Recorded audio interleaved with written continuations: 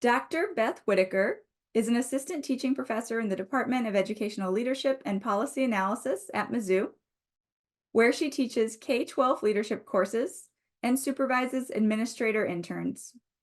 Dr. Whitaker has been published in the areas of school climate, principal leadership, and staff motivation and morale. She's currently writing a book focused on effective teacher induction. Beth is a former Missouri classroom teacher and principal. During her tenure as an administrator, her school was awarded the Missouri Gold Star and National Blue Ribbon for excellence in education. After moving to Indiana, Dr. Whitaker was a professor in the Bay College of Education and founding director of the Faculty Center for Teaching Excellence at Indiana State University. While at ISU, Beth received the Caleb Mills Distinguished Teaching Award, the Homestead Distinguished Professorship, the Kinzer Faculty Award, and the President's Award from the Indiana States Principals Association. Dr. Whitaker returned to Missouri 7 years ago to become a faculty member in the College of Education and Human Development. We're so lucky that she did. During her tenure at the University of Missouri, she has been awarded the College of Education and Human Development Golden Apple for teaching excellence, the College of Education and Human Development Outstanding College Teaching Award, and in the spring of 2023, she received the highest teaching honor that our university gives, and she was awarded a Missouri Kemper Fellowship for teaching excellence. The fact that we get to learn with Dr. Whitaker today just makes my heart so happy. So it's my delight and my honor to turn things over to our distinguished keynote. Thank you, Catherine. I appreciate your kind introduction. And I too could not sleep last night. I am so excited to be with you all. You are my people. You are teachers, you are educators across the world making a difference. And it thrills me. I hope that you heard the word teaching in my bio a lot, because that is where my heart is. That is where my soul is. My husband is an educator. Our children are educators. The dinner table conversation, I feel sorry for my daughter's significant others because it is steeped in all things teaching and education. But it runs through my veins. And I am thrilled and honored to be with you today.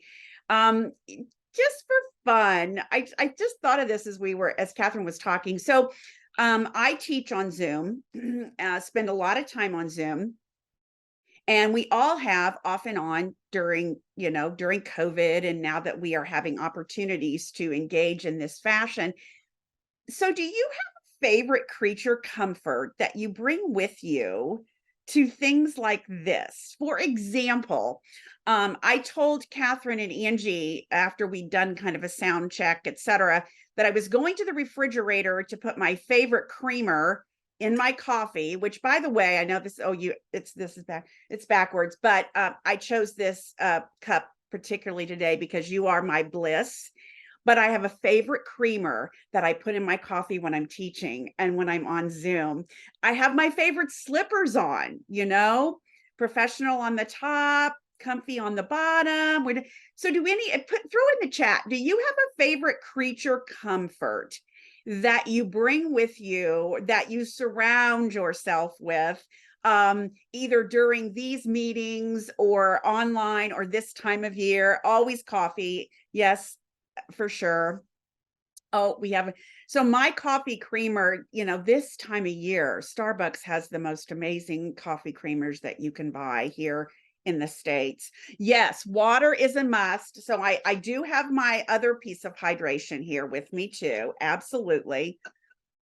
A gamer's chair with extra padding. Ooh, I got to think about that one. I'll have to talk to my husband about that. Again, waiting to grab my morning Dr. Pepper. Usually there's a Diet Mountain Dew person in these chats too. Water all the way, tall cup of cool water.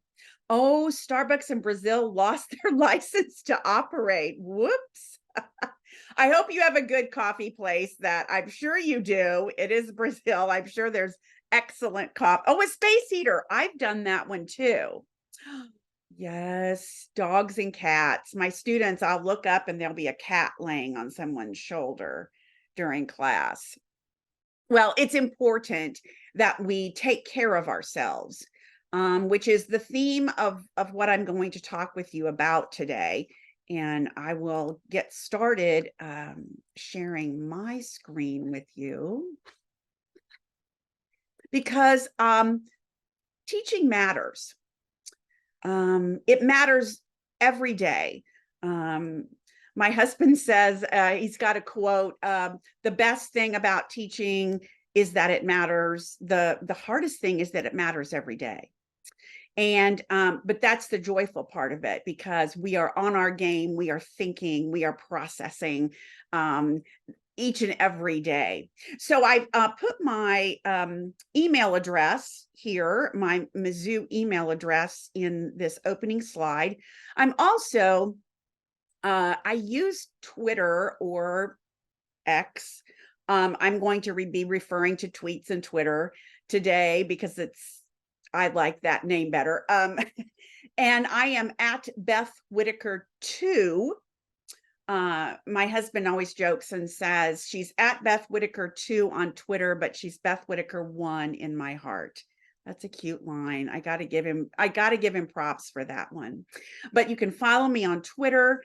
I believe you'll hear in this presentation, I do believe in the power of connecting via our socials.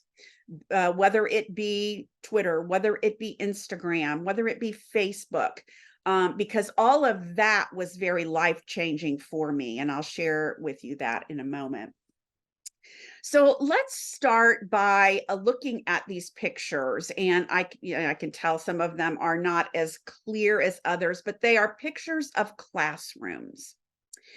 And I'd like for you to just take a quiet moment and look at each picture and think of the words or phrases about teaching that come to mind.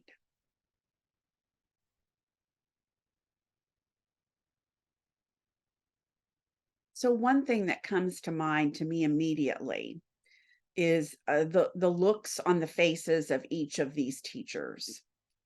There is a joyful aspect to what they are doing and saying, and engaging with their students. So I love the joyful look on the teachers' faces. In the chat, throw some words or phrases that describe what you are seeing.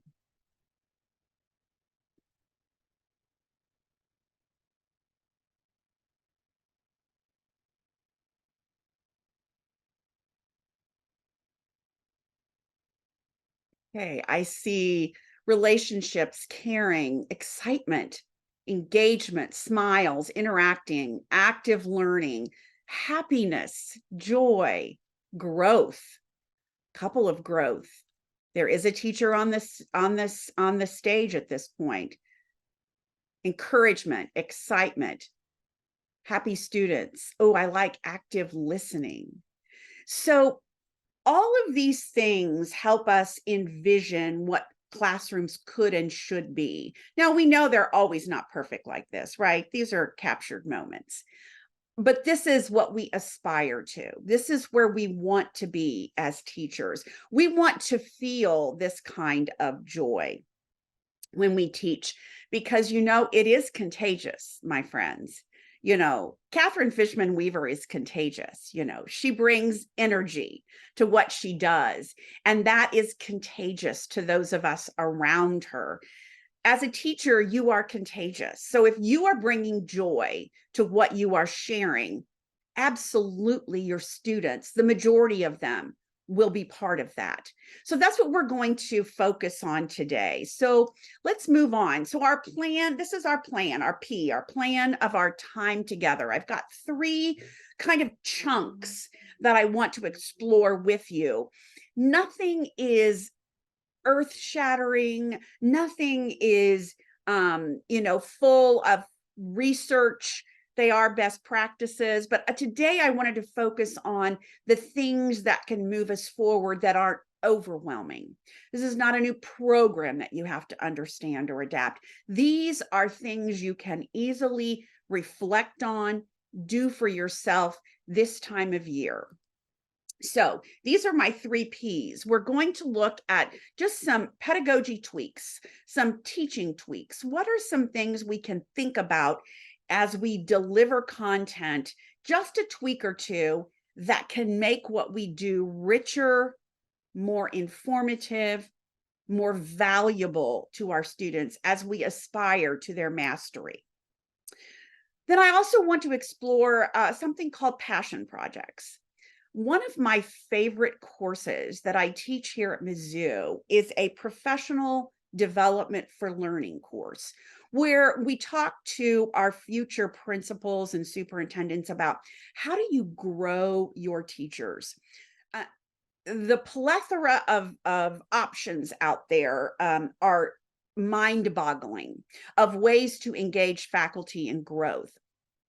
And one of my favorites that I've actually utilized is a passion project. So we're going to talk a little bit about passion projects and how to grow. And I love, Catherine, you said this, as a community. We're going to talk about some ways to grow together as a community. And then I'm going to kind of end with a personal touch. It's important in our work with students that they do see the human side of us, that they do see the parts of us that may not be evident when we are delivering content. Because, the classic, you go to the grocery store and a student sees you and they just are overwhelmed that you actually have to buy groceries, that you do all the human things. So it's important that they see that personal touch. So I have an idea for you, one that has brought me joy, great joy over the years that I'm going to invite you to engage in. So this is our plan, our plan. We're going to look at pedagogy, teaching. We're going to look at passion, bringing that to our professional development, and a way to kind of lightly sparkle and sprinkle in a personal touch to the students' learning. So actually, I'm going to start with a little biology here. So if for those of you that are experts in biology, please correct my terminology if I misuse terminology. But in biology and in the world, there are areas called ecotones. And an ecotone is a small area where 2 biomes meet. So I've chosen this picture purposefully. So can you see where, for example, the wet, a kind of semi-marshy pond meets this grassland? Okay, so right here at the edge, it's not very big, maybe 5 to 10 to 12 feet where the 2 biomes meet. That is rich and fertile land because it has the richness of the water mixed with the richness of the grassland. So that area, and it's not very big, but it is very fertile. All right. But you can step over it. You can ignore it if you want to. But I'm here to tell you today, I don't think we should ignore an ecotone. Look back here at the back. You can see the forested area where the grasslands meet it. So you can see it's a very distinct line. Again, where the grasslands meet the forested area, when those 2 biomes come together, it's rich and fertile because it has soil from the forest and soil from the grassland.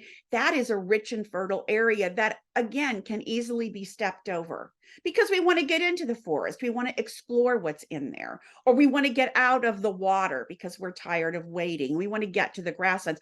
We can avoid those rich and fertile areas. So, gosh, Beth, what does this have to do with teaching? So there's ecatones of what I call good instruction. And the ecatones of good instruction are the things that happen in the first 5 minutes and the things that happen in the last 5 minutes. And oftentimes, because we are so focused on getting to our content, on getting to what the next thing is, because we have these benchmarks, this assessment's coming up in 2 days, we forget this rich and fertile time where the world beyond our classroom meets our classroom. So why is this important? Well, if you look back, if you're old enough like I am, you studied the work of Madeline Hunter, and she talked about, gosh, you establish set to a lesson and you have closure to a lesson. But I'm going to go deeper than that. Why is this important? And the way I got into this was through a wonderful article written by a friend of mine, James Lang, who's the director of teaching and learning at Assumption College here in the United States.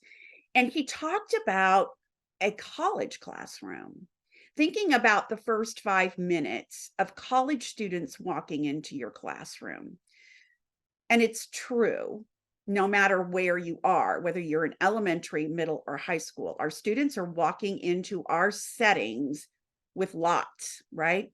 So it could be that they just broke up with their boyfriend or girlfriend, or they are coming in from the playground and have been pushed and bullied. They came to school hungry.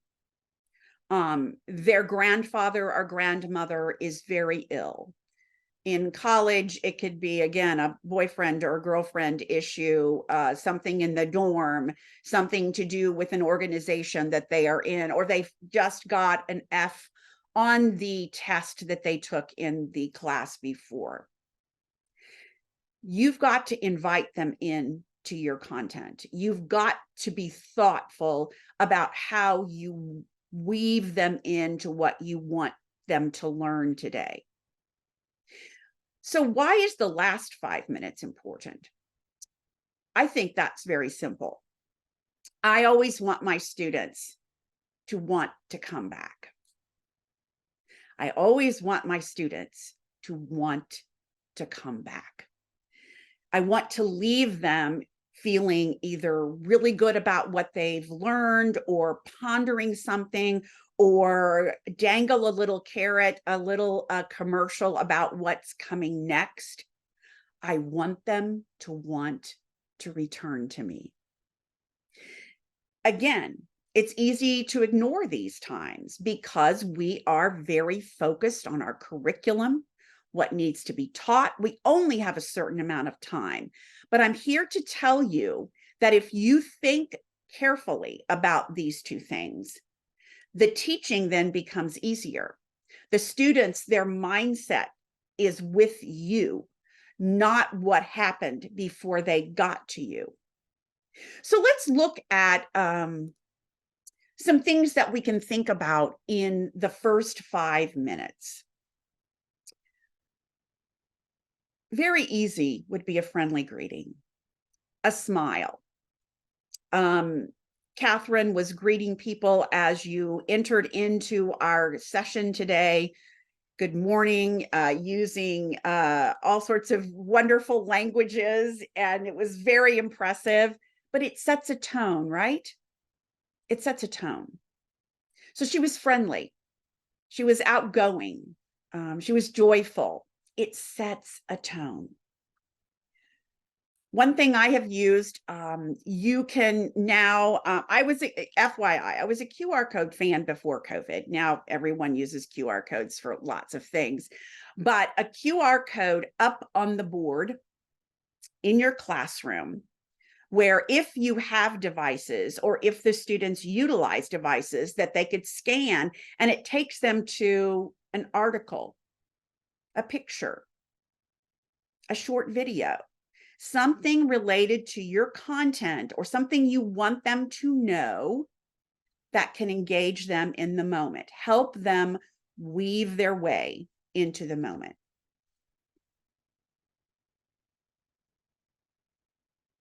media or a video. Once your students are all in, sometimes it's nice to show a quick video that just sets tone or maybe introduces the conceptual framework that you're presenting that day, or you scaffold back to something that you did last class. So very helpful here. Or maybe it's just, gosh, maybe it's just a feel-good video. Back in the States here, we used to have a little guy called Kid President. And he just had these cute videos that just made you feel good and pumped you up. And some of them were about teaching and education. Loved Kid President. Daniel Pink has some short little videos that I've utilized with my students that just make you reflect on the power of positive thinking. So maybe it's just something that makes them feel connected and positive. So it could be a video that you have ready to roll. You know what? It could just be an intriguing question.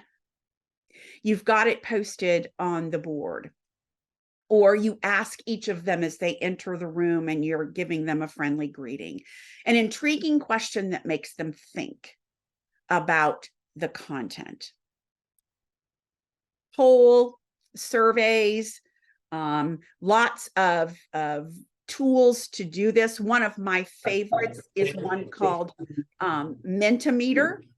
I suggest, if you've not explored it, Mentimeter is a really good tool to use to gather data from your students, to engage them, to get their thoughts. It creates word clouds, it creates graphs, charts based upon the content that your students are giving you.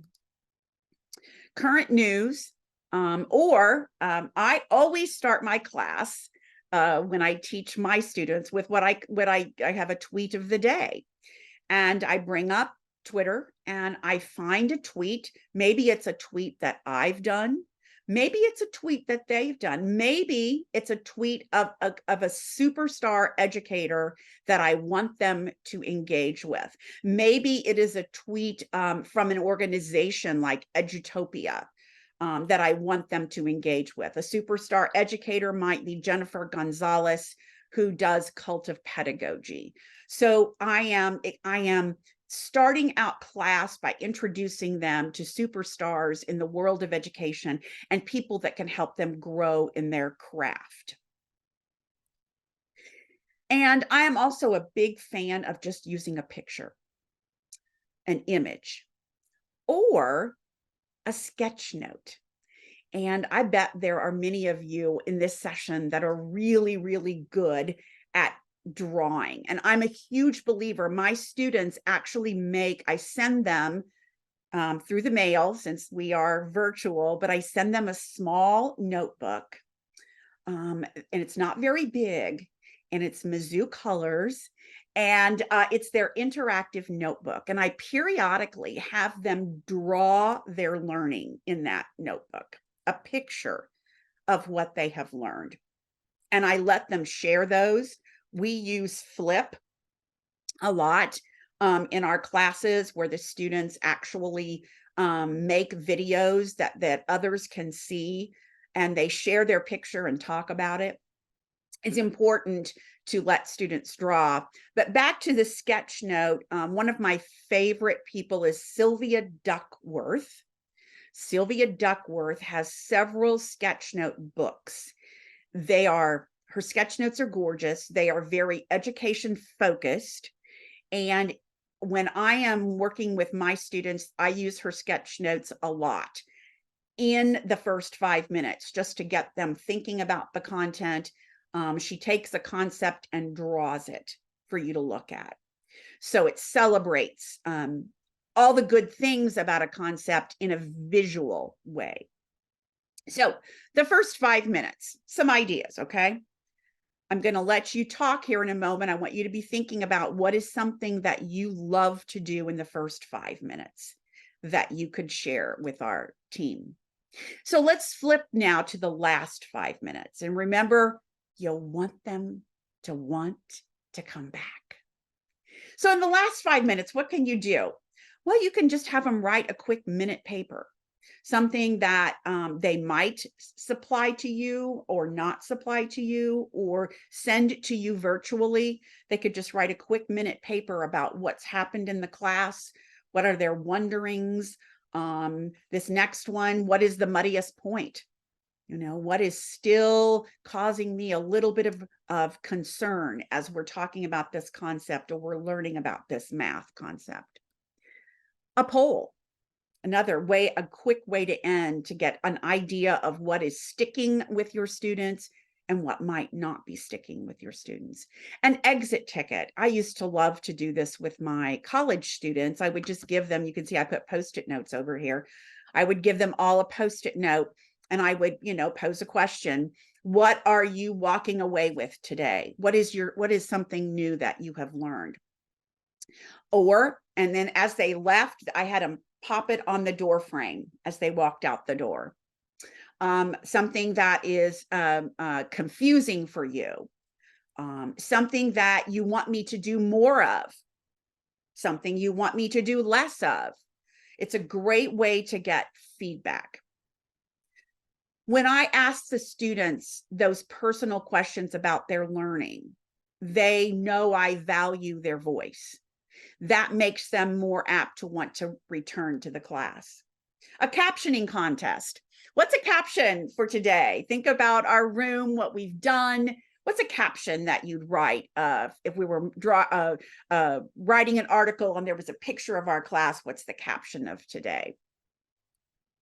Or a hashtag for today. What is your hashtag for today? My favorite is to circle up. And when I'm teaching in person or doing workshops in person, we circle up physically. We get up out of our chairs and we make a circle around the room. And in that circle, you can do a variety of things. People can supply applause for someone, acknowledge the talents of another student.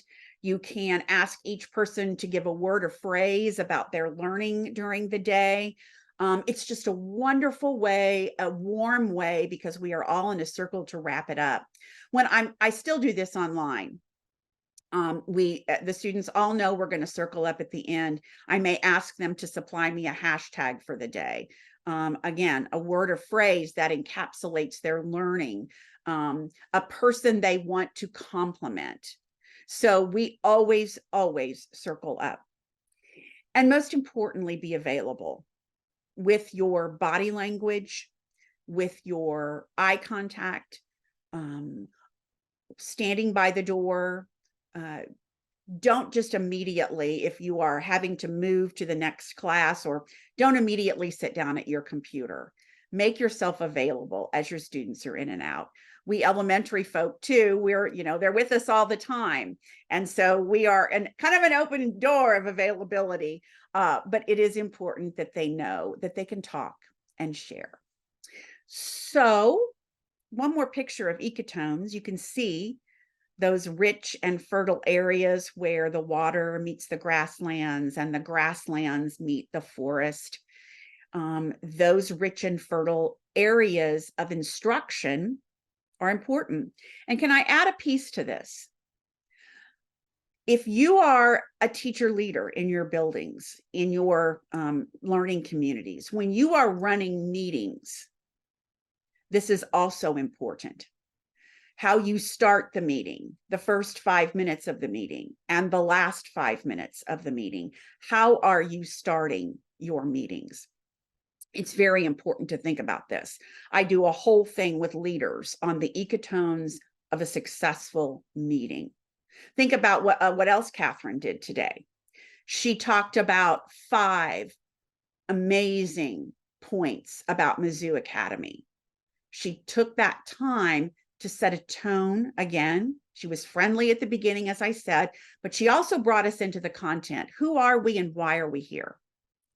She took that 5 minutes and she made it count. So we were all nestled in to what was going to happen next. So you're going to see this throughout my presentation. It's called Chat About It. And periodically we're going to stop and we're going to chat. So what I'd like to ask you to do right now in the chat is to throw in your ideas about first 5 minutes or last 5 minutes. And I would really love, and Angie's going to help me with this, I would really love for some of you to verbally share with us some of your ideas, things that you do or things that you've thought about while I have been chatting with you. Someone raise your hand or give us a hands up emoji. We'd love to hear from you today. I'm not big on just you listening to Beth. Hi, Beth. I see Annabelle has her hand up. Would you like to Hi. share? Sure. So one of the things I do with my middle schoolers that they love is that I usually start class with a simple would you rather roll call. So instead of just going through their names, I'll go and ask them like, would you rather have scales or fur? And I'll make them increasingly more absurd questions. And it's just a silly thing, but it's fun and allows them to also practice active listening. So I'll always guide them to like, okay, now let's listen and look at the person that's talking. And if you're talking, you're not going to look just at me, right? You're going to look at everyone. So it's one of those small things that I like doing. And you teach, did you say middle school? Yeah. Oh God, is that so perfect for middle school? I mean, come on. That is so perfect. I love that. I'm sorry, I interrupted you. Go ahead. No, that's it. I tried games in general. That's what I would say for middle school. Yeah. And again, she's not introducing them to content at that point, but they're middle schoolers. Wild things have happened before they enter her classroom. She's just trying to reel them in. So I love that. I saw another hand. It was a physical. Allison. We have Allison and then we have Lou. I've Okay. got two lined up for you. Okay, thank you. I We're don't not think hearing you, Allison. How about now? Is this okay? Yes. Yes. There Okay. you go. Hi, everyone. So one thing I really like to do, usually at the end of class, would be to thank everyone for their participation and maybe highlight a couple of things that went well in class. And that way they know I appreciate their time and hopefully the mutual respect will come as well. Yes. And being consistent about that. And how simple is that? That is just simple. It doesn't require any kind of tools, but it's simple. And being consistent with that. I think that's very, very powerful. Thank you for sharing. Thank you. Lou? Lou is next. Yeah, when I taught in person, when I did, and when I still do some workshops in person, I always stand at the door when students come in and when they leave. Looking in their eyes, you can learn so much. Sadness, joy, and just say, how you doing? Just a little look into their souls. Oh, I love that. Be present. Be present with them. That is a present to them. So you are so, and again, that doesn't cost you any money. No sweat equity, just standing at the door and being engaged. That is beautiful. Is there one more? Anyone else who would like to share? I would. Please. As a coordinator, I really love not only to be at the door standing, but in the front gates, and I usually direct them to until talking with them until the classroom, and showing them, okay, you enter this classroom here, and see you in a minute, and take them to another classroom. Says, okay, see you in a minute, and I'll be talking all the way through the hall, talking to them and seeing how they are, how they feel today, and so on. I think it's a good approach. It is a beautiful approach. And because I will tell you as a school leader, that it sounds like you are, you're setting a tone for the entire building. As students enter, I always tell school leaders, if you can catch them as they're entering your building, you can actually make their day. You can calm them down. You can bring them in. So absolutely, kudos to you. Kudos to you. All right. So we've done a little chatting about this, and I'd like to move forward with one more pedagogy piece. And this is really important to me in your building of community that Catherine mentioned, share your craft. Now, this one slide we could talk about all day, honestly. It's got so many ideas in it, but I just want to plant some seeds. And these are all things that I know you've heard about, but I just want to bring them to the surface again, because oftentimes in the hustle and bustle of the world, we forget that there are things we can do to share our craft. So here are some ideas. One of them is a ghost walk. And ghost walks, right now here in the States, we have a hard time getting substitute teachers to free teachers up to go in others' classrooms. So one of the things that I recommend to teachers is to just walk around the school when the students aren't there. Walk in and out of classrooms, noticing the arrangements of rooms, what teachers have on their walls, what's outside their classrooms.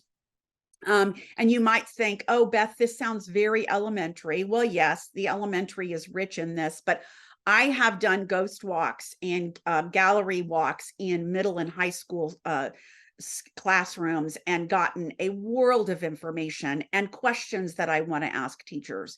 So as you do that and are noticing things, go back to your colleague and say, I noticed that you had a cluster of desks in the middle of your room. What is that? Or I noticed you always have 3 chairs facing the front of the class. Do you do something interesting with that? So just ask questions of your colleagues. Learning walks. If you Google this, and many of you probably utilize these in your schools, these are ways that you put a few teachers together and you actually just walk through classrooms that are teaching, and you take note of things that you want to ask questions about, that you notice the teachers doing. Maybe you want to learn more about them, and you ask that teacher later on. And then you can reflect with the people that you did the learning walk with. Teaching triangles. This was something that I did with success at the college level. And in my school, I put teachers in groups of 3, and I just encourage them throughout the year, okay, get into these other classrooms, even if it's 5 minutes during a break time, or maybe you've got a special that your students are at. Jump into some of these 2 people's classrooms, and you begin to have conversations with these people about craft and teaching. And I would always give the teaching triangles 5 minutes at the end of a faculty meeting. As a director of a Center for Teaching and Learning on a college campus, I would pull the teaching triangles together twice a year at the end of each semester for them to talk about what they've observed in each other's rooms. A teaching tour. This is kind of fun. You kind of treat it as if it is a vacation. And you invite people to go on this tour, and you choose specific classrooms that you want people to actually be a part of. I did this with a colleague who was another principal in another building, and he sent people over to do a teaching tour in my building, and I took his teachers. And I sent teachers to his building to do a teaching tour in his building, and they walked around and got to see others' rooms, got to see other people teach, and spend time debriefing. This takes some planning, but oh so fun, oh so fun. Social media, and again, share your craft means there are people that share pictures of what's happening in their classrooms, teaching ideas that they have on social media. Social media literally changed my life. I will say there was a time when I was a teacher at Indiana State. I worked with amazing people, but they were kind of all stuck in what they did. And I wanted to know what was going on out in the world. What's happening in classrooms? I was not about being in an ivory tower in academia. And also, the school district that our institution worked primarily with had gotten very structured in their teaching approach.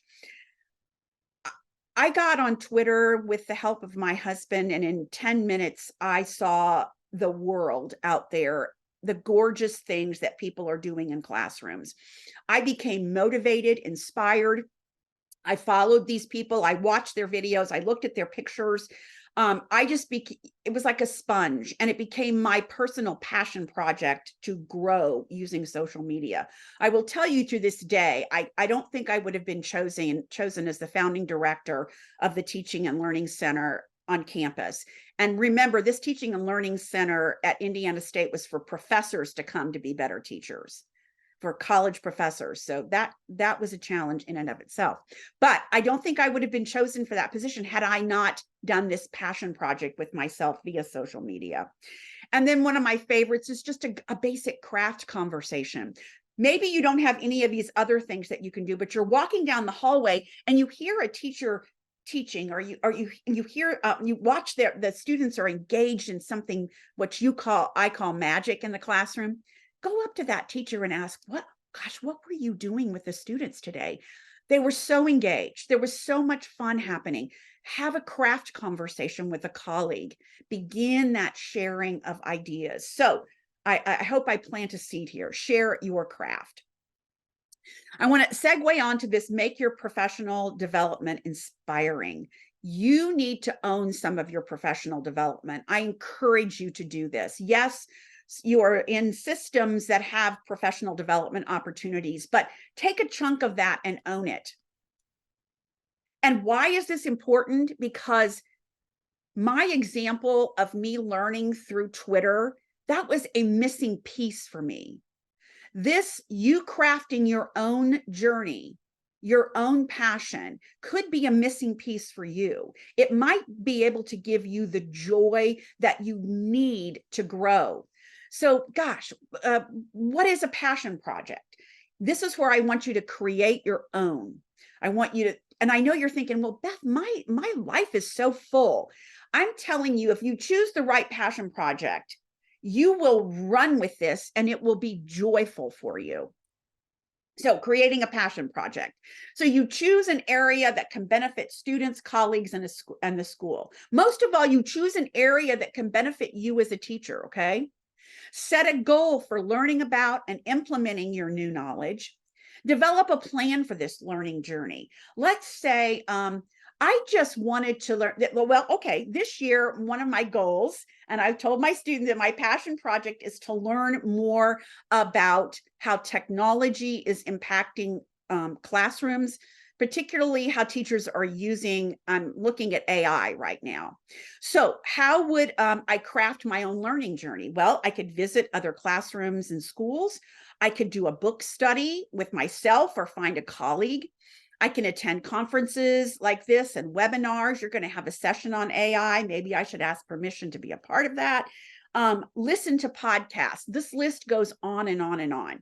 How you can craft and pull together, talk to colleagues that you think have expertise. And then at the end, if you've got other people in your building doing passion projects, create a way to showcase that learning.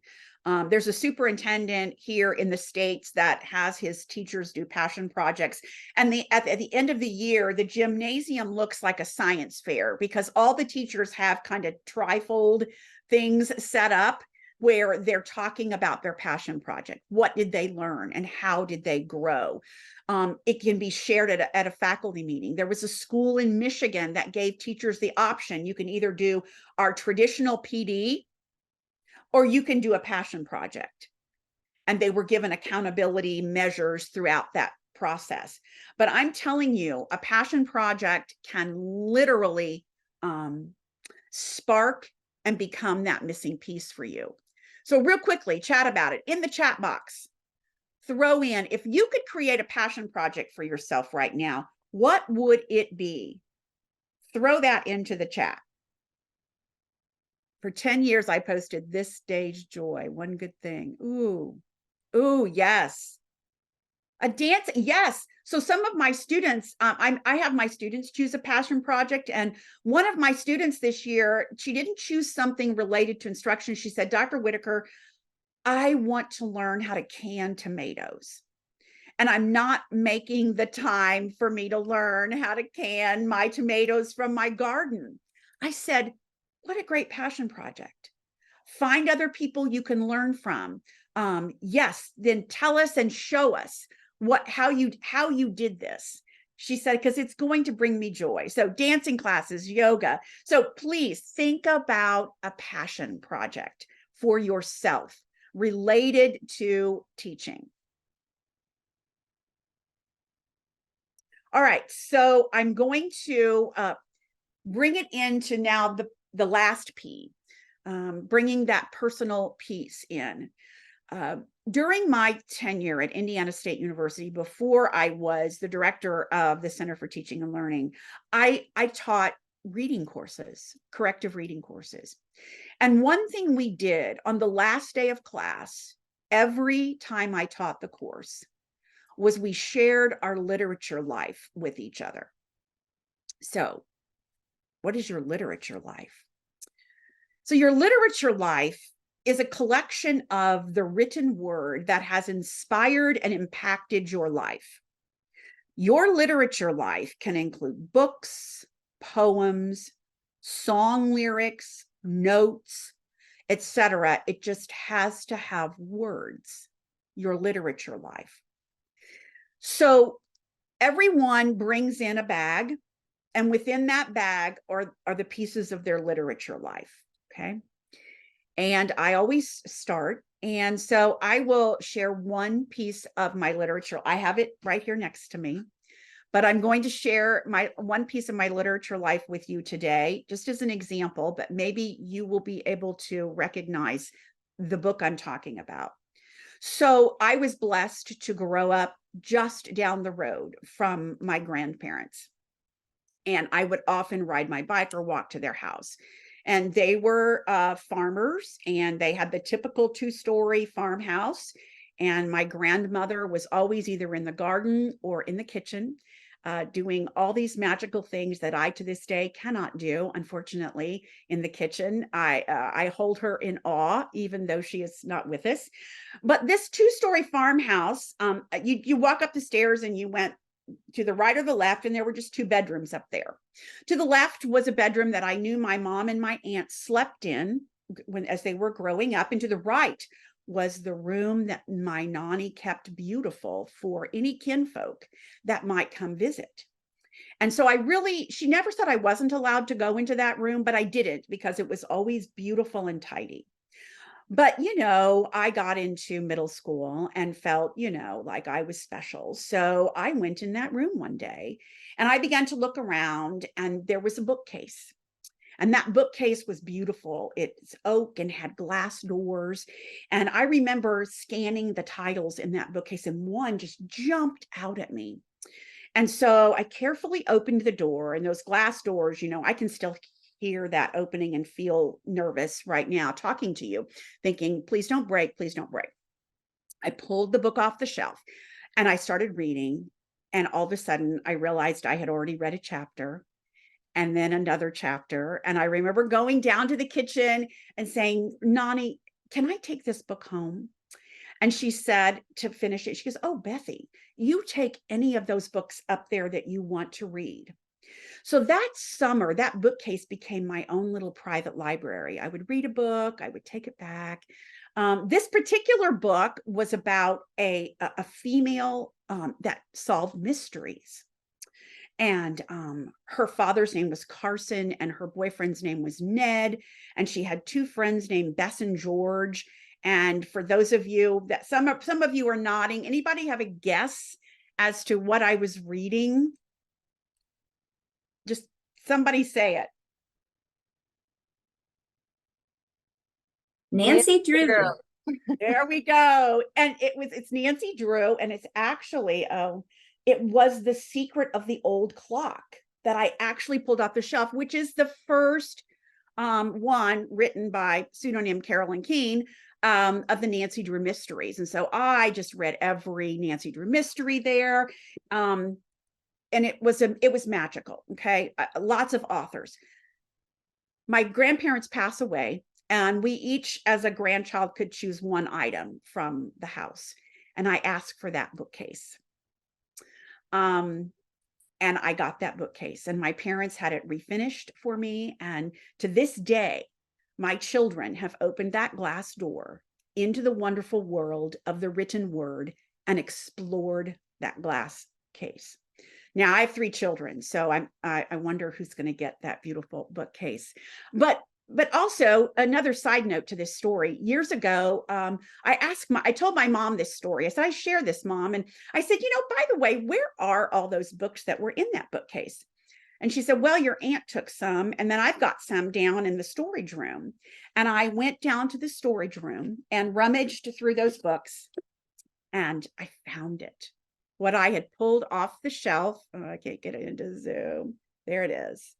There it is. The Secret of the Old Clock. And there's Nancy Drew. And it actually even has my mom's name in it. The Wonderful World of the Written Word.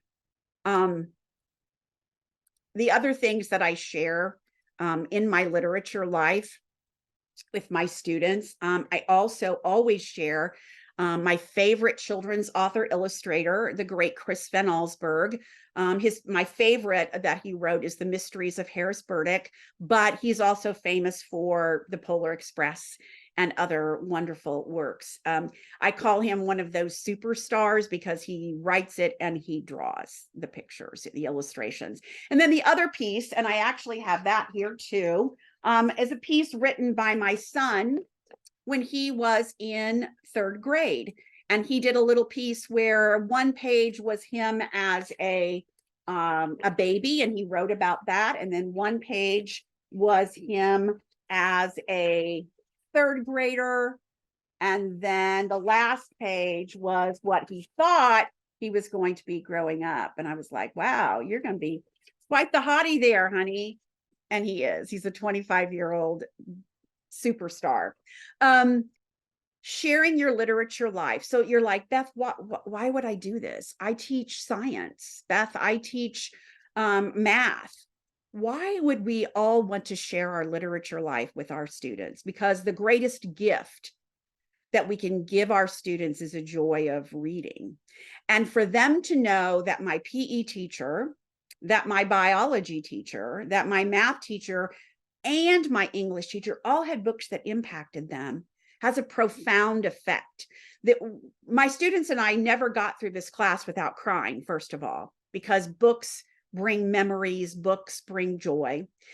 I did this with a middle school several years ago, and one of the teachers, the male teachers, emailed me and said, Beth, we did this as a team. We took a day and every teacher shared their literature life. And he said, it was so special. The students still talk about it. He said, and he goes, Beth, I couldn't find one of the books that I wanted in my literature life bag because it was out of print. So he said, I searched and searched and I found it on eBay. And so it's also a journey for you to reflect on where you have been. So I think it's important that we share that personal piece of who we are with our students. Take just a minute, throw a book title in the chat. What would be a book you would put in your literature life? As I was talking, what is a book that you might put? Oh, Little Women.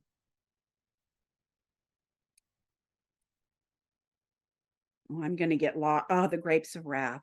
A Wrinkle in Time. Oh, Pride and Prejudice. I'm going to get lost in this. Yes, The Great Ramona. Oh, my word. Oh, Firestar. And think of the stories. Oh, Stephen King. We love our Stephen King. Think of the stories. Oh, Gulliver's Travels. Number the Stars. Oh my gosh. Okay. Now I'm going to geek out. So I've got to stop looking at the chat. But think of the stories that you can tell your students related to this. And I encourage you to think about having a grade level, a team, a school day of this. It's a great time of year to do something like this too. It still has a profound impact. Because of Winn-Dixie. Okay, I've got it. Where the Red Fern Grows. I got to stop looking at this. So inspiring. So friends, one last idea for you before we part ways. I saw this on Twitter. I just thought it was great. It's TGIF time, this teacher said. For morning work today, we're going to reflect on our week. So what did you try this week? T for try. What are you G for grateful. What are you grateful for this week? Gosh, what are you inspired by this week? And golly gee, what was fun this week? I love this idea. It's a great Friday activity, end of the week activity to pull their thinking together, their experiences together. You can see this teacher did it on just a piece of chart paper with Post-it notes. There are ways to do this electronically. If you teach online, you can actually just put this on your on a board and let students type in or write in. I just thought it was a great idea. I could not not share it with you today. Sorry about the double negative. So I close with this picture. Many of you might recognize this person. This is Malala Yousafzai. This is Malala on her 16th birthday, standing at the United Nations, talking to leaders from all over the world. And if you don't know Malala's story, please Google her. She has been an advocate for women's education. She's from Pakistan. She was vocal as a young 11, 12-year-old about women being educated. She was targeted by the Taliban. They found her on a school bus one day and shot her in the face and neck.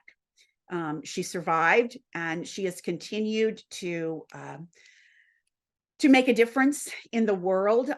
Again, this was her 16th birthday. She went on to become the youngest person to receive a Nobel Peace Prize. And I want to close with her words. And, bear with me. I'm going to put my finger up. And if you want to join me, it's all about one. And if you want to put your finger up, I would love that. She says, one child, one teacher, one pen, and one book can change the world. Education is the answer. Teachers, you matter, because all it takes is that one child and that magical one teacher who can change the world. I want to thank you for choosing education. I want to thank you for all that you do for the students that you serve. I want to thank you for making the world a better place in a time when we are full of strife, some confusion, divisions, but you are the rock. You are what we stand on. And I celebrate you today, all of you. So thank you for choosing education, because teaching really does matter. Thank you.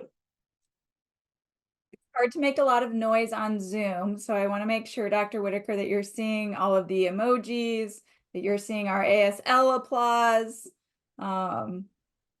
We are just so grateful for our time to learn with you all today. I can't think of a more appropriate message to kick off this conference, to close out the school year in the Southern Hemisphere and to go into winter break in the Northern Hemisphere, with renewed resolve to make the world a better place through teaching, as we return for 2024. So thank you so much for the gift of being with us today. So since I still have like a minute or two, can I Yeah. show you? Okay, I'm going to take my background. So this is The Mysteries of Harris Burdick. And it's a wonderful book by Chris Van Allsburg, and it comes in poster form. The pictures in it so the students can actually utilize the pictures to write stories. And so this is something that you need to put on your Christmas list. It's one of my most well-used books of Chris Van Allsburg's talents. The Mysteries of Harris Burdick. He also, as I mentioned, wrote, of course, The Polar Express, which many of you are familiar with, and Jumanji. And don't see the movie if you have. The book is better. like all of them. And I know all that's backwards, but he's such a talented author illustrator. But The Mysteries of Harris Burdick has a world of things you can do with creative thinking and writing. I also mentioned some organizations to follow. I highly recommend Edutopia. This is the George Lucas Foundation, George Lucas of Star Wars fame. He has created Edutopia. It is a wonderful curated collection of articles, videos, resources for teachers that are sound and solid and best practice. I also recommend Cult of Pedagogy. That is a woman, an educator by the name of Jennifer Gonzalez. She also has podcasts to listen to. She's just the earthiest and most real educator. She's, she takes complex things and makes them simple and is always listening to the teacher's voice. And I really appreciate her. So follow her on a social or just go to her website. You do have a question, Dr. Okay. Whitaker, that came up. What inspires you to continue to learn as an educator? Well, first of all, the students, all right. Whether I'm teaching third graders or graduate students, there is so much joy engaging in that. So that's kind of the cliche answer. It's true, but I'm going to tell you, a big piece of my inspiration comes from allowing myself the passion project concept of finding something I want to learn more about, that I'm interested in learning more about. And oftentimes in schools, principals just put teachers in PD sessions and say, we're all going to learn this. This is what's important. The district says this is what's important, so you must learn this. And I'm here to say, allow people to pursue their passions. And I'm not kidding you all, it saved me. I was in a dark place. I felt like I was being boring and rote, and it was the same. The same 3 classes, and the schools weren't. I was this desperate, you all. My students writing lesson plans, they had to follow the district curriculum to the T, and so I was so desperate. I was like, in every lesson plan, students, you have to have a sparkle element, and I made them highlight it in yellow. You add something to this lesson that excites you, something connected to the content, something that makes this lesson pop in your head. I was so I was in a dark place, and opening my eyes to the world out there really saved my soul as an educator. And I have kept that mindset. What interests you, Beth? What do you want to learn more about? When we had to transition online, it was like, I'm sorry, but it was like manna from heaven for me, because I was like, I want to learn all this stuff. I took every course Mizzou could offer on teaching online. I was like a sponge, because I was like, it was like a challenge. How do I engage my students? How do I make sure that we are, teaching effectively online? So find something that you'll want to learn about and go for it. And it just, you're going to say, well, I don't have time. Well, if you're inspired, you find the time. Yeah. And listen, I'm old enough that I can say, this, I've been at this over 40 years. That's a long time, people. And so I'm old enough to say it really, it saved me, because I don't know where I would have been if I didn't choose to take my own journey. I wouldn't have gotten some of the opportunities that I've had. It's kind of taking charge of your journey to some degree. So I hope that you're inspired to maybe follow a passion. Beth, I just have to share that in our Mizzou Global Scholars program, this is our interdisciplinary middle school program that many of the educators in the room facilitate in their school communities. We have a passion project that we have our student leaders at the middle school level engage in. And so your talk really inspires me to learn from our middle schoolers as they are engaging in this work and thinking about how can we replicate that at the educator level as well. Absolutely. No, students are the greatest inspiration. They find solutions when I can't. They answer questions when I can't. And they give as much to me as I hope I give to them. As we close out our morning, and now I'm extra mindful of being thoughtful in how we close out these last few minutes. I've got 2 agenda items. Well, I guess I have 3, but one we've begun to accomplish. The first was to thank Dr. Whitaker and to really share our appreciation, which I know we've done in the Zoom. She also graciously gave us her email at the beginning, so I know can be an ongoing conversation. I put in the chat that if we want to continue the literary life conversation, we're having a global book club on Thursday. And that's a really just authentic session for engaging in exactly that work, the books that have mattered to us as people and personally and as educators. So I'd encourage you all to join us if you're able. Thank you for being my bliss today. Thank you for being my bliss. I appreciate it. Thank you for being our bliss today.